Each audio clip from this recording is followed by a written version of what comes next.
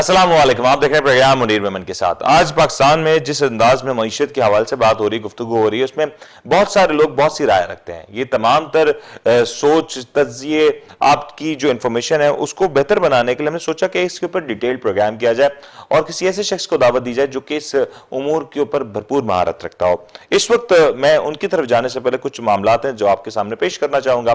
پاکستان میں معاشی لحاظ سے ایک بڑی تبدیلی ہو رہی ہے۔ اسٹیٹ بینک آف پاکستان کی جانب سے جو گزشتہ روز 1% کا اضافہ کیا گیا اس انٹرسٹ ریٹ کی شرح میں، اب پاکستان میں جو موجودہ شرح انٹرسٹ ریٹ کی ہو چکی ہے وہ تقریباً 9.75% تک پاکستان میں انٹرسٹ ریٹ کی شرح پہنچ چکی ہے۔ یعنی کہ پاکستان میں اب اگر آپ بینک میں پیسے رکھواتے ہیں تو آپ کو ٹھیک ٹھاک منافع ہو جائے گا، لیکن بینک سے اگر آپ پیسہ لینا چاہتے ہیں، قرض کی صورت میں لینا چاہتے ہیں اور بزنس سے اگر بورنگ کرنا چاہتے ہیں تو وہاں پہ بھی ایک ہائر ریٹ ہے جو گورنمنٹ کو جو آپ کو ملے گا، جس کے اوپر آپ کو قرض ملے گا۔ دوسری جانب ایک اور پہلو یہ بھی ہے کہ جو گورنمنٹ بورو کرتی ہے، جو پیسہ بینکوں سے ڈومیسٹک بورنگ ہوتی ہے، اس بورنگ کے اوپر بھی گورنمنٹ کو ٹھیک ٹھاک سود ادا کرنا پڑے گا۔ یعنی کہ اس کے بڑے سارے امپیکٹس ہیں اور بڑے سارے اثرات ہیں۔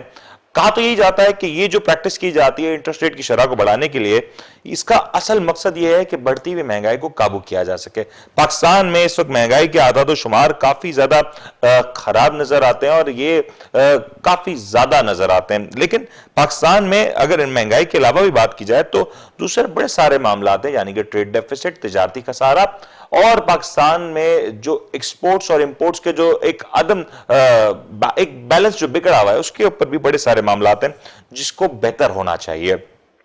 اس کے علاوہ پاکستان نے ایک بڑا اقدام اٹھایا۔ پاکستان میں گزشتہ کچھ دنوں پہلے ایک بڑی کانفرنس کی پاکستان کو دعوت دی گئی جس کو ڈیموکریسی کانفرنس اور ڈیموکریسی سمٹ کہا گیا۔ یہ دعوت پاکستان کو کسی اور نے نہیں بلکہ پاکستان کو دی موجودہ وزیر اعظم جو صدر ہیں جو یونائٹڈ اسٹیٹس آف امریکہ کی، ان کی طرف سے یہ دعوت نامہ موصول ہوا اور اس میں دنیا کے بہت سے ممالک یعنی کہ 100 ممالک کے اوپر یہ جو سمٹ تھی یہ محیط تھی۔ پاکستان نے اس سمٹ میں شرکت سے معذرت کر لی اور پاکستان نے شاید یہ معذرت کی، اس کی کچھ حد تک وجوہات یہی ہیں کہ پاکستان نے اب اپنا جو پارٹنر ہے، جو دوست ہے، وہ چن لیا، اس کا تعین کر لیا ہے، اور کہیں نہ کہیں پاکستان کی یہ انکار جو ہوا اس کے پیچھے جو وجہ ہے وہ یہی ہے کہ پاکستان جو چائنا کے ساتھ جو اپنے معاملات ہیں اس کو بہتر بنانا چاہتا ہے اور چائنا کے کہنے اور چائنا کی ایما کے مطابق شاید یہ فیصلے کیے گئے ہیں۔ لیکن اگر یہ سارے معاملات ایسے ہی کیے گئے ہیں تو کیا پاکستان کو اس کے بہتر اور منفی اثرات یعنی کہ مثبت اور منفی اثرات دونوں کا سامنا کرنا پڑے گا؟ کیا ہوں گے یہ اثرات؟ کیسے ہوگا؟ پاکستان میں جہاں ایک جانب سی پیک کا منصوبہ جو پاکستان کی معیشت کے لیے گیم چینجر کہا جا رہا ہے، اس منصوبے کو لے کے بھی بہت سے سوالات موجود ہیں۔ اس منصوبے کے بیشتر پروجیکٹس ایسے ہیں جس کو لے کے بہت سے لوگ یہ بات کہہ چکے ہیں کہ ان کے اوپر جو معاہدے کیے گئے ہیں، خاص طور پر جو بجلی گھروں کے معاہدے ہیں، ان کے اوپر نظر ثانی ہونی چاہیے۔ پاکستان نے چائنا کے ساتھ اپنے تعلقات تو بہتر بنائے ہیں، پاکستان اور چائنا کے تعلقات میں کافی سالوں میں کافی بہتری آئی اور پاکستان اور چائنا کی جو ریلیشن شپ ہے وہ بہت آگے تک بڑھی ہے، لیکن کیا پاکستان چائنا کے اوپر اس طرح سے انحصار کر سکتا ہے؟ کیونکہ اگر اس طرح کے اقدامات کا نتیجہ یہ نکلے کہ پاکستان کے لیے جو بڑی ایکسپورٹ مارکیٹ ہے امریکہ اور یورپ اگر یہ بند ہو جاتے ہیں تو کیا پاکستان کا مستقبل معاشی لحاظ سے کچھ مشکلات کا شکار تو نہیں ہو جائے گا؟ دوسری جانب پاکستان میں جو بڑھتی ہوئی مہنگائی اور اسٹیٹ بینک کی جانب سے جو پالیسی ریٹ میں تبدیلی کی گئی اس کو دیکھتے ہوئے کچھ یہ بھی گمان ہوتا ہے کہ شاید آنے والے دنوں میں IMF کا جو شکنجہ ہے وہ مزید کسنے جا رہا ہے۔ پاکستان میں جب مہنگائی کی بات ہوتی ہے تب یہ جو مانیٹری پالیسی کے ریٹس کو اس میں اضافہ کر دیا جاتا ہے۔ دنیا بھر میں اگر عالمی سطح پہ دیکھیں تو مہنگائی کی جو شرح ہے وہ تقریباً 3.25% کے اراؤنڈ موو کرتی ہے، یعنی کہ دنیا میں جو مہنگائی وہ ہر سال 3.25 سے 3.5% تک بڑھتی ہے، لیکن پاکستان میں یہ مہنگائی بعض اوقات 9, 10, 11% تک بھی بڑھتی ہوئی نظر آتی ہے اور بہت سے اگر مائکرو لیولز پہ چلے جائیں تو یہ 18-16% تک بھی نظر آتے ہیں۔ اس کے علاوہ اگر پاکستان کی اسٹریٹجی کو دیکھا جائے تو دنیا بھر میں پاکستان کی طرح شاید عمل نہیں ہوتا۔ ٹرکی کی مثال میں آپ کو دے دیتا ہوں۔ ٹرکی میں جب مہنگائی بڑھتی ہے، جب مالی معاملات مشکلات میں ہوتے ہیں تو وہاں پہ جو مانیٹری پالیسی کے ریٹ کو بڑھانے کے بجائے اس کو کٹ ڈاؤن کرنے کا فیصلہ کیا جاتا ہے یا ایٹ لیسٹ اس کو اسٹیبل کر جاتا ہے. مہنگائی کے اثرات کیونکہ عالمی ہیں تو اس کا اثر تو دنیا بھر پہ ہونا چاہیے, لیکن اگر میں بینک آف انگلینڈ کے اعداد و شمار دوں تو تقریباً بینک آف انگلینڈ میں 0.1% کا یہ انٹرسٹ ریٹ نظر آتا ہے, جبکہ یونائٹڈ اسٹیٹس آف امریکہ میں جو کہ اس وقت کئی سالوں کی مہنگائی کا ریکارڈ توڑ کے 6.8% ریکارڈ کیا گیا, وہاں بھی جو انٹرسٹ ریٹ ہے, مانیٹری پالیسی ریٹ ہے, وہ 0.25% ہی ہے. یعنی کہ دنیا میں چاہے صورتحال کچھ بھی ہو, لیکن ان ممالک نے اپنے معاملات کو اسٹیبل رکھا اور اپنے انداز میں اسٹیبل رکھا. بنگلہ دیش کی بات کی جائے تو بنگلہ دیش میں بھی مہنگائی کا طوفان تو ضرور ہے, انفلیشن تو اس کو بھی ہٹ کی, لیکن بنگلہ دیش میں بھی جو نمبرز نظر آتے ہیں وہ اتنے زیادہ خراب نہیں ہے. اگر بنگلہ دیش کے نمبرز دیکھا جائے تو وہ تقریباً 4.75% ہے, جو کہ بنگلہ دیش میں مانیٹری پالیسی کا نمبر ہے, جبکہ پاکستان میں یہ نمبر 9.75% ہے. انڈیا کی بھی بات ہوتی ہے اور انڈیا میں یہ جو نمبر ہے وہ آپ حیران ہوگی, یہ 4% ہے.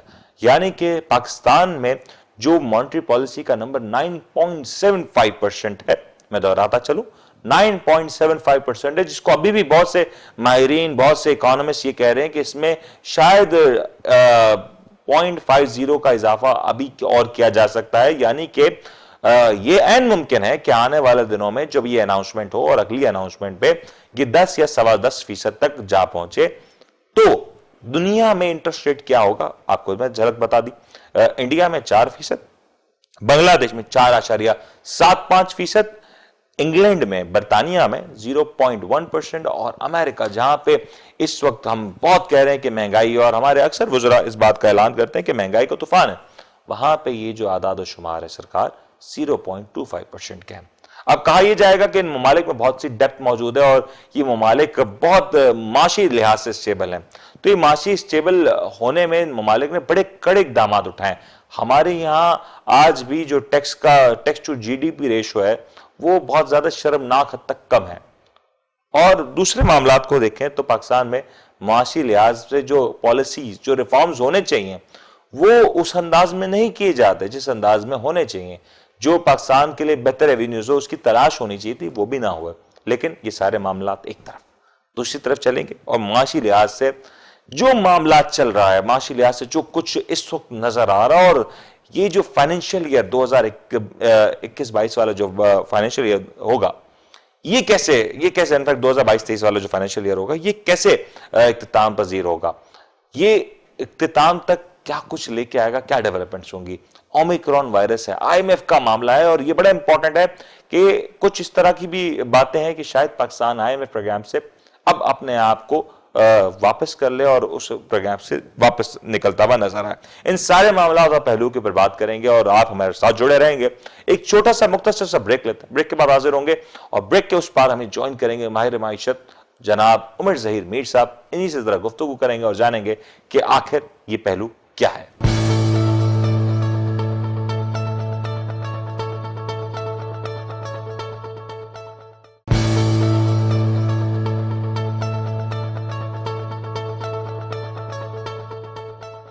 ویلکم بیک جناب. ہم نے آپ کو پہلے سیگمنٹ میں بتایا کہ اس وقت دنیا میں جو معاملات چل رہے ہیں مہنگائی کے اور انفلیشن کے اور انٹرسٹ ریٹ کے حوالے سے, جو کچھ دنیا بھر میں تبدیلیاں ہو رہی ہیں, گلوبل سطح پہ جو کچھ چینجز آ رہے ہیں, اس کے لحاظ سے دنیا میں کیا کچھ اقدامات اٹھائے جا رہے ہیں. یہ اعداد و شمار تو وہ تھے جو میں نے دیے, لیکن ہو سکتا ہے اس میں کچھ غلطی کوتاہی ہو اور کچھ کمیاں ہو, یہ ممکن ہے کیونکہ یہ ڈیٹا لیا جاتا ہے ڈفرینٹ سورسز سے.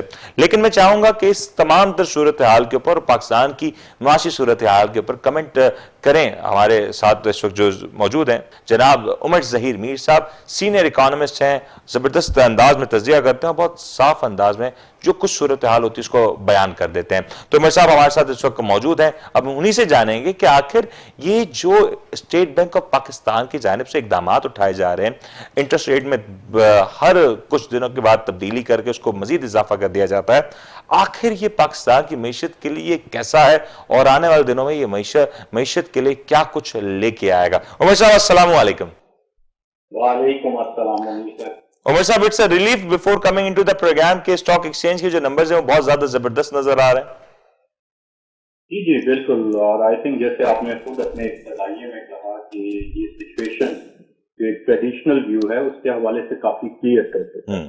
اچھا چلے ہم ذرا اب کچھ بڑے سارے معاملات ہیں, لوگ بہت سے معاملات کے اوپر پریشان ہیں, کلیئرٹی چاہتے ہیں, تو میں چاہوں گا کہ آپ بہتر انداز میں اس کو بیان کر سکیں گے. سب سے پہلے میں چاہوں گا کہ پاکستان میں اس وقت جو تبدیلی کی گئی ہے مانیٹری پالیسی کی صورت میں, اس مانیٹری پالیسی کو as a economist, as a senior economist آپ کیسے ریٹ کرتے ہیں کہ کیا یہ تبدیلی جو کی جا رہی ہے, انٹرسٹ ریٹ میں اضافہ کیا جا رہا ہے, از اٹ فائن؟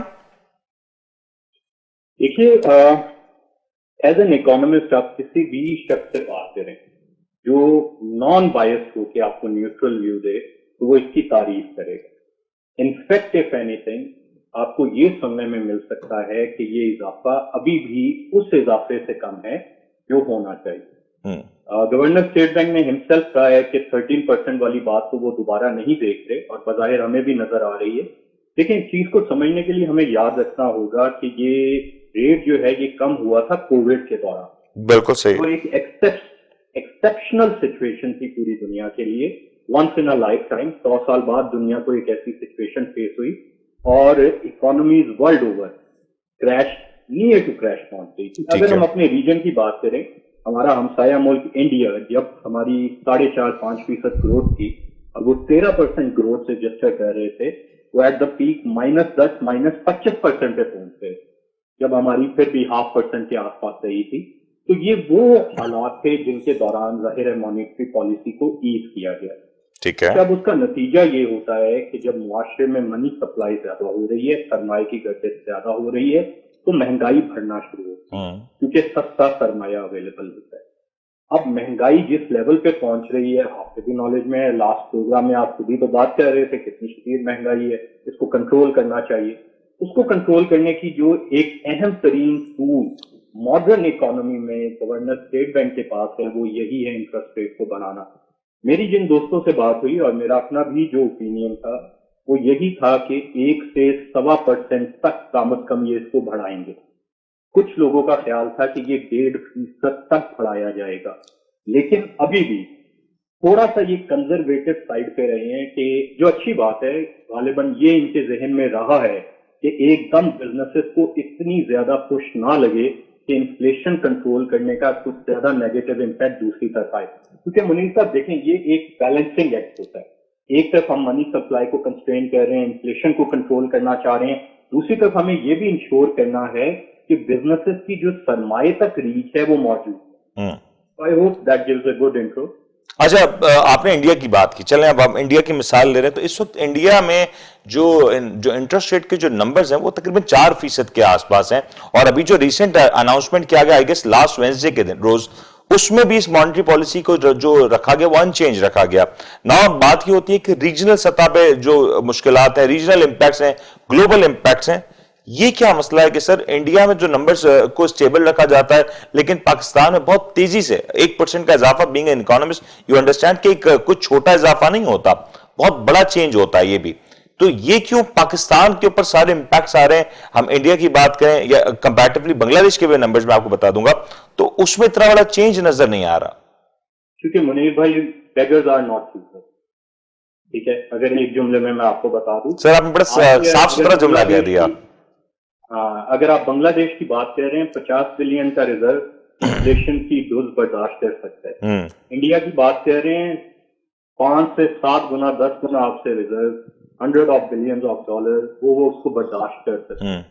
ہم چند بلین ڈالر کے ساتھ جب آئی ایم ایف کے پاس جاتے ہیں چند بلین ڈالر کے لیے, تو ہمارے پاس روم اتنا ہی ہوتا ہے. صحیح. اس میں آپ نے جو بڑا اچھا سوال کر لیا ہے, ایکچولی یہ میرے دل کی بات تھی اور میں سوچ رہا تھا کہ آپ کے پروگرام میں یہ ڈسکس کرنا چاہیے کہ نہیں. نہیں سر آپ کر سکتے ہیں, بالکل کریں سر. دیکھیے ڈفرینٹ جو معیشت دان ہے نا ان کے ڈفرینٹ ویو. سب سے پہلے ایک کلاسیکل ویو ہوتا تھا کہ مارکیٹ خود ہی ایکویلبریم کی طرف آ جائے گی, کوئی انٹرونشن کرنے کی ضرورت نہیں, ڈیمانڈ سپلائی سارے فیکٹرز کرتے. پھر تھوڑا سا یہ ویو ایوالو ہوا کہ نہیں جی ایسے نہیں ہوتا, مارکیٹ میں ان ایفیشنسیز ہوتی ہیں جس کے لیے آپ کو انٹرونشن کرنی پڑتی ہے. صحیح. اچھا اب انٹرونشن کے حوالے سے منیر صاحب فردر یہ چیز ڈیفائن ہوئی کہ انٹرونشن کس سائڈ پہ آئے. ایک ٹریڈیشنل ویو آیا جس کو آئی ایم ایف بھی سبسکرائب کرتا ہے, اور آبویسلی ہمارے بھی ادارے گورنر اسٹیٹ بینک وغیرہ سارے سبسکرائب کرتے ہیں, وہ یہ ہے کہ جی جس وقت آپ ایک ریسیشنری پریشر کی طرف جا رہے ہیں, انفلیشن بڑھ رہی ہے اور منی سپلائی سرمایہ کی گردش زیادہ ہے, تو اس کو آپ تھوڑا کنٹرول کریں بزنس کے حوالے سے, انٹرسٹ ریٹ آپ بڑھائیں, لینڈنگ ریٹ بڑھ جاتا ہے, سرمایہ تھوڑا کنٹرول میں آتا ہے. اچھا, اس کا جو اپوزنگ ویو ہے جو آپ کچھ ماڈرن اکانومسٹ ڈسکس کرتے ہیں, اور اس کی مثال ہم نے پہلے ملائیشیا میں سکسیسفلی امپلیمنٹ ہوتے دیکھی, اب ترکی اور انڈیا بھی کسی حد تک اسے فالو کرنے جا رہے ہیں. وہ کہتے ہیں نہیں آپ ایسے نہیں, آپ الٹا یہ کریں کہ انٹرسٹ ریٹ کم کریں تاکہ آپ کے بزنسز کو زیادہ سرمایہ آئے, زیادہ ان کے پاس اپرچونٹی ہو اور معاشرے میں انکم بڑھے. انفلیشن کو کنٹرول کرنے کے لیے وہ کچھ دوسرے اقدامات سجیسٹ کریں. اب انفارچونیٹلی ہمارے جو لوگ ہیں جو ظاہر ہے وہ آئی ایم ایف سے ٹرین ہو کے آتے ہیں تو وہ اسی تھیوری کے اوپر یقین رکھتے ہیں, ان کا نقطہ نظر یہی ہوتا ہے. اور میں یہ نہیں کہتا اس میں کوئی میلافائڈ ہے, وہ پوری دیانتداری سے سمجھتے ہیں کہ انہیں وہی کورس آف ایکشن لینا ہے. تو منیر صاحب تجربہ جو ہوتا ہے نا ایک دو دھاری تلوار ہو جاتا ہے, یا آپ کو فائدہ دیتا ہے نا وہاں آپ کو آؤٹ آف باکس سوچنے سے بھی. عمر صاحب آپ نے بالکل اسپاٹ آن یہ بات کہی کہ جو ماڈرن اکانومی ہے وہ یہی بتا رہی ہے کہ شاید اگر لوگوں کو بزنسز کے حوالے سے بہتر اکوپ کیا جائے تو معاملات تبدیل ہو سکتا ہے. اور آپ نے ترکی کی اگزامپل دی, میں آپ کے سامنے بھی اور ناظرین کو بھی ایک سٹیٹمنٹ کوٹ کرتا چلوں جو کہ سٹیٹمنٹ میری طرف سے نہیں آ رہا, یہ ٹریجری اینڈ فائنانس منسٹر نیر الدین نبتی کا ہے جو کہ ٹرکی کے فائنینشیل منسٹر ہیں. ان کی جانب سے جو لائنز ہیں میں ذرا کوٹ اینڈ کوٹ آپ لوگ کو بتاتا چلوں. The economy will recover at a very fast pace, he said, adding that the government will abstain from raising interest rates. یہ کلیئرلی کہہ رہے ہیں کہ government will abstain from rising interest rate. Government نہیں بڑھائے گی, گورنمنٹ یہ blue کرتی ہے کہ اکانومی بہتر پیس پہ ریکور کر جائے گی. اور انہوں نے ایگزامپل کے ساتھ یہ سارے معاملات کے اوپر بات کی ہے کہ you will see that we can deal with it without raising interest rate. ایک اور بات انہوں نے یہ بھی کہی ہے کہ جو کرنٹ اکاؤنٹ ڈیفیسٹ تھا وہ تقریباً 13.6% بٹوین جنوری ٹو نومبر کم ہو چکا ہے. جی منیر صاحب بالکل آپ نے درست کہا. اور دیکھیے میں آپ کو جیسے پہلے بتا چکا ہوں میرے اپنے دل کے بہت قریب یہی نقطہ نظر ہے. انفیکٹ 90s میں جب پوری دنیا میں فائنینشیل کرائسس آیا تھا, ملائیشیا وہ واحد ملک تھا جو اس سے بغیر کسی مسئلے کے نکلا تھا اور آئی ایم ایف پروگرام میں نہیں گیا تھا. اور ہمارے پرائم منسٹر عمران خان صاحب خود اس کی مثالیں دیتے ہیں. لیکن اب بدقسمتی یہ ہے کہ جو ہمارے لوگ اس وقت پالیسی بنا رہے ہیں, رضا باقر صاحب نو ڈاؤٹ بہت کمپیٹنٹ ہے, لیکن وہ جس اسکول آف تھاٹ کو سبسکرائب کرتے ہیں انہیں کو دیکھیں گے نا. اچھا, پاکستان کے معاملے میں ہم بار بار اس وشیس سائیکل میں جا کے دیکھ چکے ہیں. کسی کہا ہے نا اسکالر نے کہ بار بار ایک ہی چیز کرنا اور مختلف نتیجہ ایکسپیکٹ کرنا عقل مندی کی بات نہیں. بالکل صحیح. جب پاکستان ہر اکنامک کرائسس میں یہ کر کے دیکھ چکا ہے کہ ہم پورے دائرے میں واپس ادھر آتے ہیں, تو شاید اب وقت آ گیا ہے کہ تھوڑا آپ اس دائرے سے باہر نکل کے دیکھیں. بالخصوص دیکھیے منیر صاحب, ہماری بدقسمتی یہ ہے کہ ہم اس چیز کو ریئلائز نہیں کرتے ہمارا پوٹینشیل ہے. ہم ایک ایگریکلچرل ملک ہے اور ہمارے کرنٹ اکاؤنٹ ڈیفیسٹ میں جو ایک پروپیگنڈا ہوتا ہے کہ جسے ہم ایکسٹرا ویگنٹ آئٹمز بائی کرتے ہیں, ہم بہت بڑا حصہ اپنی کھانے پینے کی اشیاء امپورٹ کر رہے ہیں. بالکل صحیح. ایک ایگریکلچرل ملک ہوتے ہوئے ویلیو ایڈیشن کی طرف ہم ابھی تک نہیں جا رہے. جب تک دنیا کی سب سے بڑی یوتھ پاپولیشن, یوتھ بلج ہمارے پاس ہے, اگر ہم اپنی اسٹرینتھ کو استعمال نہیں کر سکیں گے اور اسی دائرے میں چلتے رہیں گے, اگر ہم ریفارم نہیں لا سکیں گے تو ہمیں کوئی اور نہیں بلیم کرنے کے لیے ہماری اپنی ذات.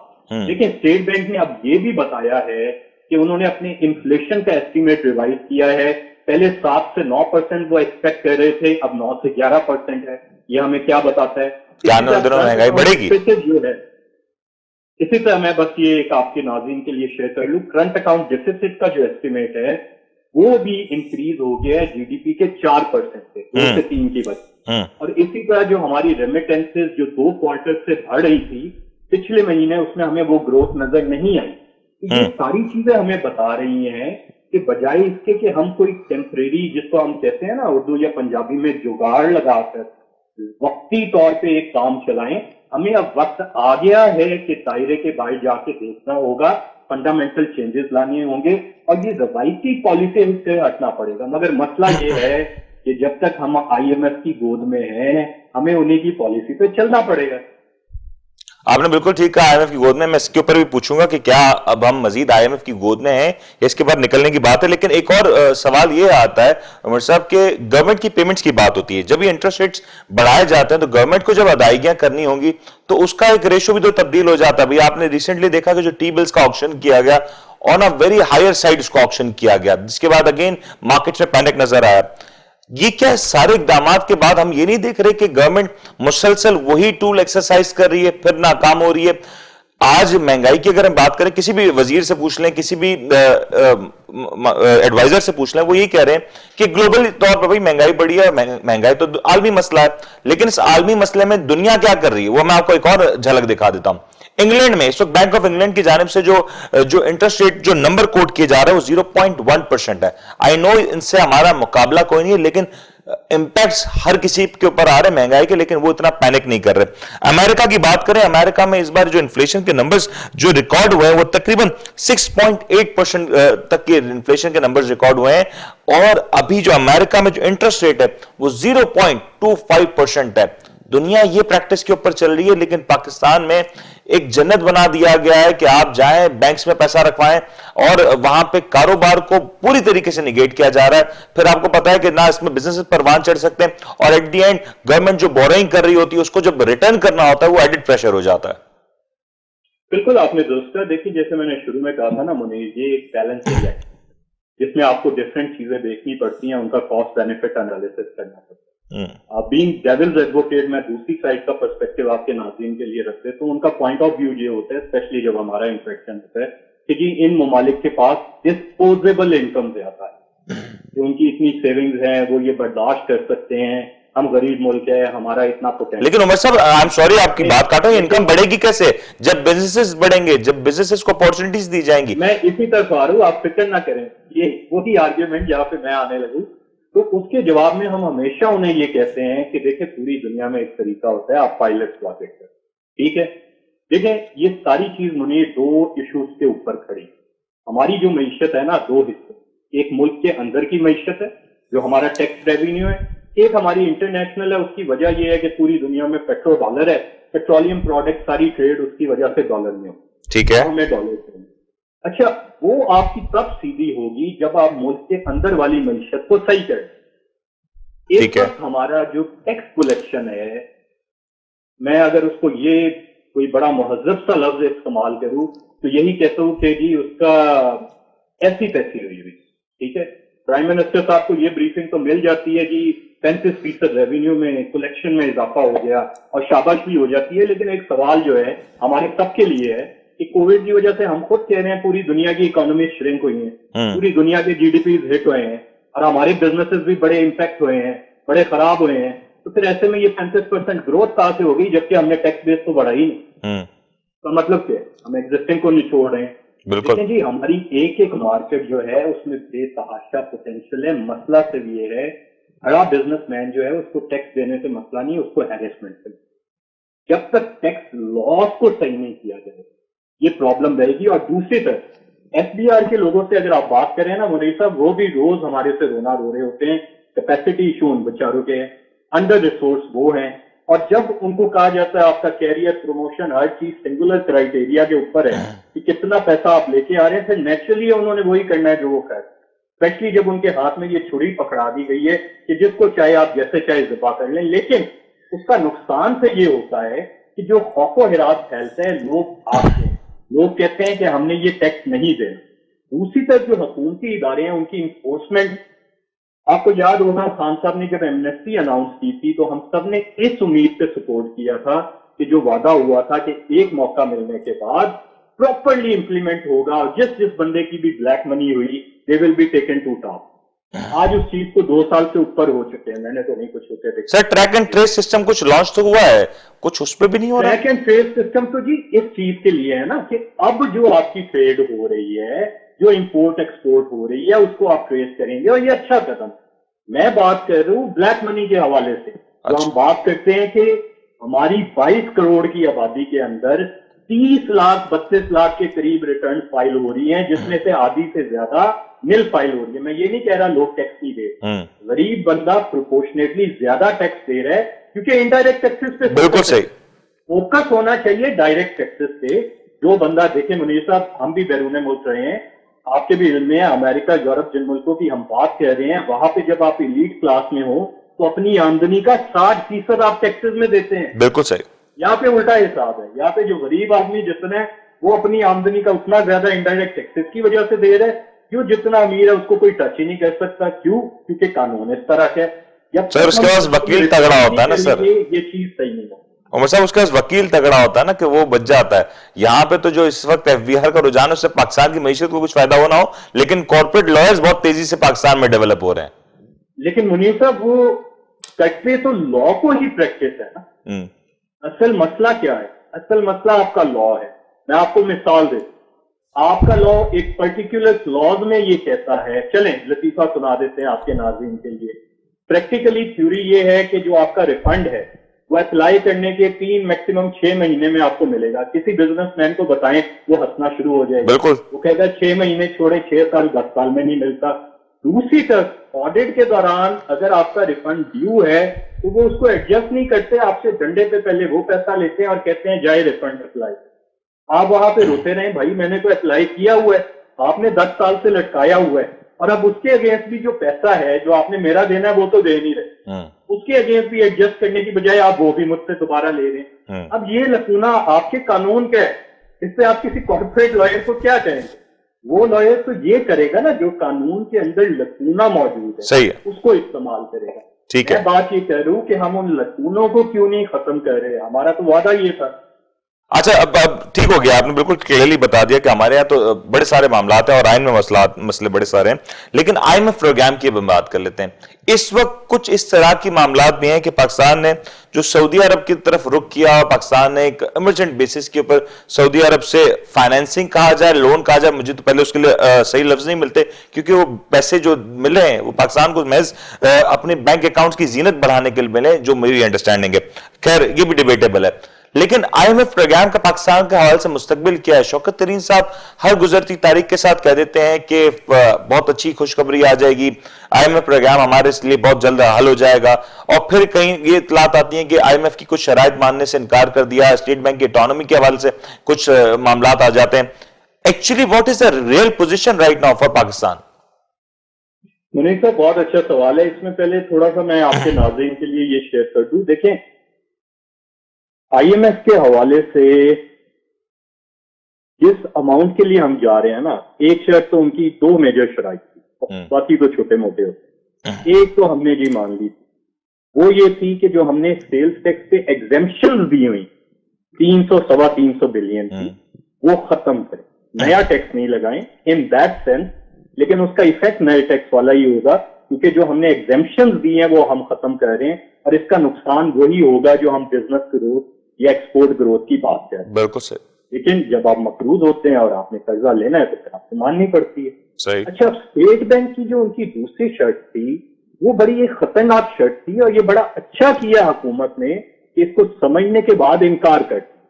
देखिए, उस चीज को समझें, उसका मतलब सीधा साधा ये था कि आप अपनी ना सिर्फ फाइनेंशियल खुद मुख्तारी बल्कि मुल्क की सिक्योरिटी को दाव पे लगा कि स्टेट बैंक का गवर्नर हुकूमत पाकिस्तान के कंट्रोल से निकलेगा। खाली इंडिपेंडेंट की बात नहीं, पहले इंडिपेंडेंट की हो रही, अब वो IMF के कंट्रोल में होगा, मंथली क्वार्टरली उधर रिपोर्ट करेगा और उस डायरेक्शन के मुताबिक आगे चलेगा।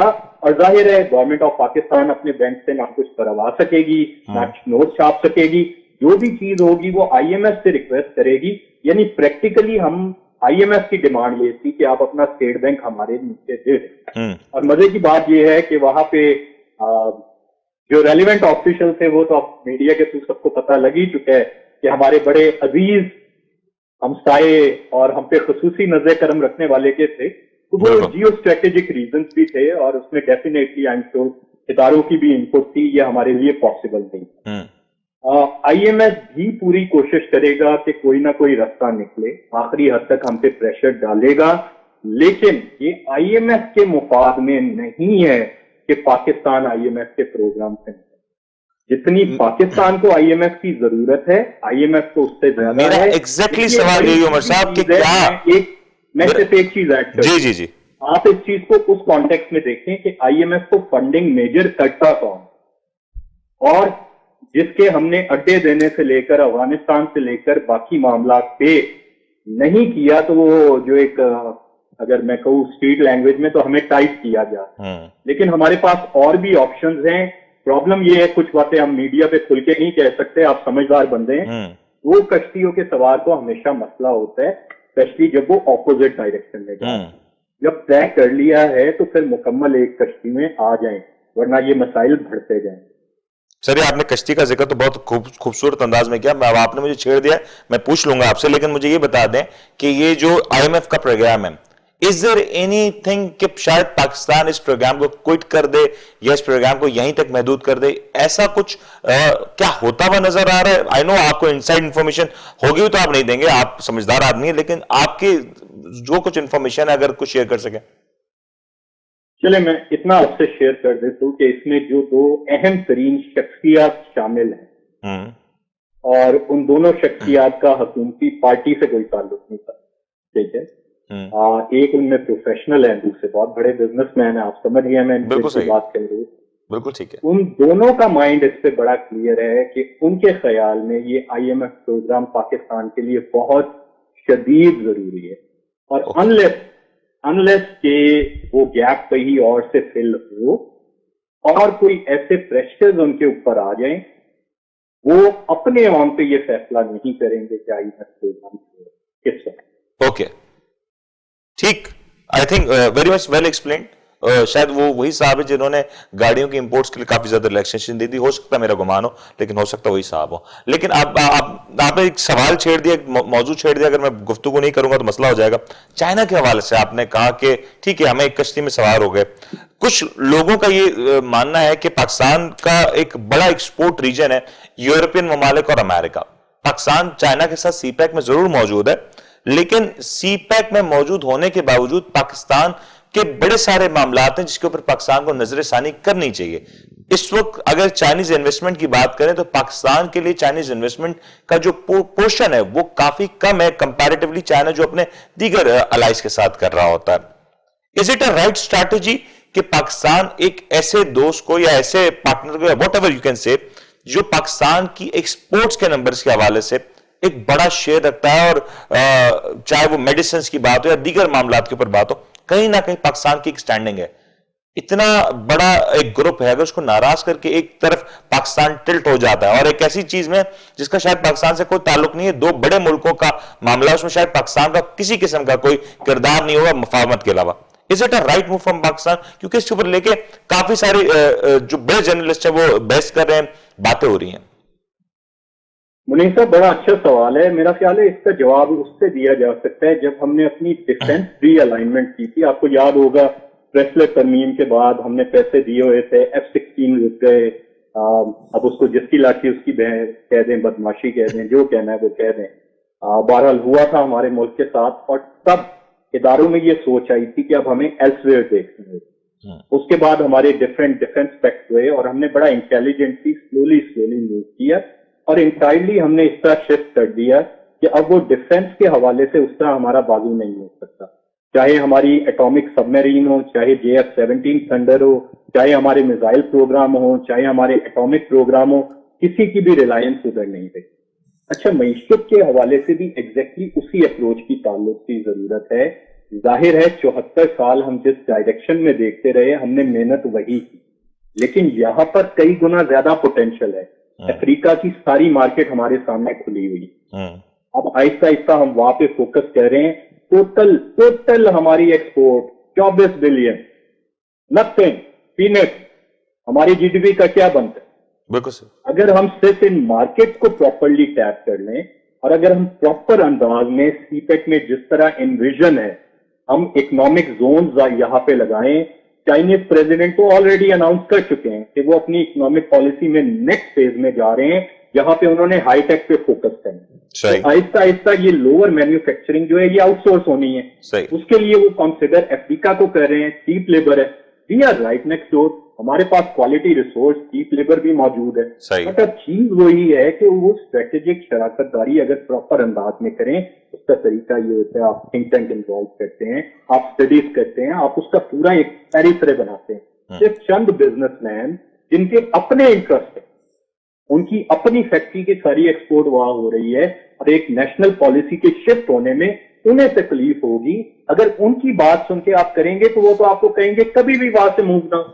मुझे बताएं, इतने इंसेंटिव देने के बावजूद हमारी एक्सपोर्ट की ग्रोथ अभी तक तो वो नहीं हुई जो प्रॉमिस हुआ था। बिल्कुल ठीक है, आई अंडरस्टैंड उसमें टाइम लगता है, वी होप हो जाए, लेकिन अगर हम इन मार्केट की तरफ टैप करें, और वही जुमला मैं दोहराता हूं, फोकस कर लें हमने किस कश्ती में जाना है, या भी जाना है तो डिसाइड कर लें ना कि ये आधे पीकर आधे बटेर ना बने, इसका नुकसान होता है। जो पॉलिसी करनी है उसको मुकम्मल तौर पे। ठीक है, फाइनल कमेंट देते हैं, मेरे पास फाइनल लास्ट मिनट है और आपका वक्त भी मैंने बहुत सारा ले लिया उमर साहब।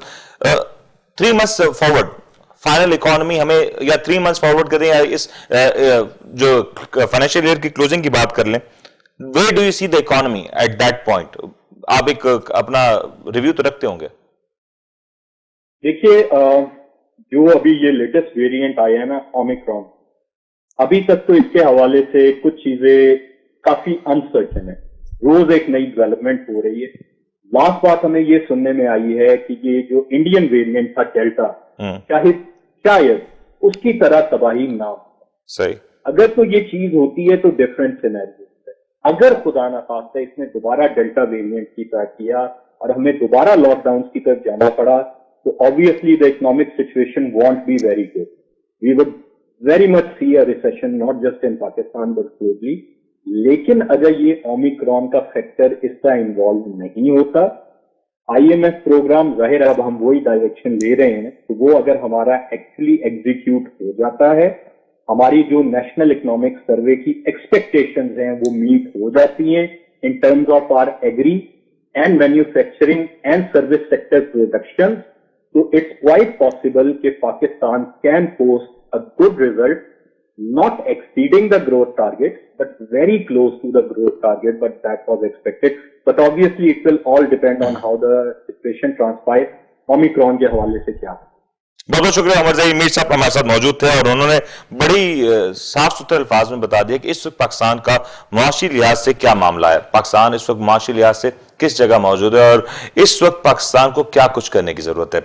हमने एक बड़ा सेंसिटिव टॉपिक था और मैं शुक्रिया अदा करना चाहूंगा उमर साहब का कि उन्होंने इसका भी बड़ा खूबसूरत अंदाज में जवाब दिया कि पाकिस्तान का जो स्ट्रेटेजिक पार्टनर है इस वक्त चाइना, इस लिहाज से पाकिस्तान की जो ग्रोथ है, पाकिस्तान के जो नंबर्स हैं, पाकिस्तान का जो झुकाव है, वो कितना ज्यादा इंपॉर्टेंट है और पाकिस्तान का ये जो फैसला है आने वाले दिनों में पाकिस्तान को कितना ज्यादा इसके मनफी या मुस्बत पहलू हो सकते हैं, ये दोनों लिहाज से बड़ा ही इंपॉर्टेंट है। लेकिन यहां जितनी भी हमने बातें की और मईशत के लिहाज से जो कुछ इस वक्त फिलहाल नजर आ रहा है वो यही है कि पाकिस्तान में मुआशी लिहाज से चैलेंजेस मौजूद हैं और मैंने आपको प्रोग्राम की इब्तिदा में भी जो आदाद शुमार दिए, उन आदाद शुमार की रोशनी में शायद ये मुमकिन है कि पाकिस्तान भी टर्की और दीगर ममालिक की तरह जो अपना पॉलिसी है उसको चेंज करे और अपने जो इकॉनमी का जो रुख है उसको मॉडर्न अंदाज में ट्रीट करे। जैसे ही दुनिया भर में मामलात होते हैं, महंगाई होती है, इन्फ्लेशन होती है, तो उसको कंट्रोल करने के लिए जो टूल्स पाकिस्तान में फिलहाल एक्सरसाइज किए जाते हैं